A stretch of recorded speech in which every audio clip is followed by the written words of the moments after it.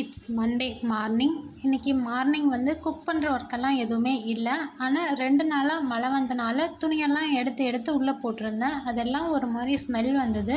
சரி கம்ஃபர்ட்டில் அலசி காலையிலே போட்டுட்டேன், வெயில் இருக்கப்போ காஞ்சிரும்னு காலையில் எந்திரிச்சோடனே ஃபஸ்ட்டு அந்த ஒர்க் எல்லாமே பார்த்துட்ருந்தேன். அதுக்கப்புறமா மார்னிங் பிரேக்ஃபாஸ்ட்டுக்கு எனக்கும் பாப்பாவுக்கும் பேன் கேக் தான் ப்ரிப்பேர் பண்ணி சாப்பிட்டோம். மதியம் லஞ்சு என்ன செய்யறதுனே தெரியாமல் யோசிச்சுட்டு இருந்தேன். இவர் வேறு வந்து என்ன சொன்னாருன்னா, பழைய மீன் குழம்பு எப்போவுமே சூப்பராக இருக்கும் அப்படின்ற மாதிரி சொல்லிகிட்டே இருந்தார்.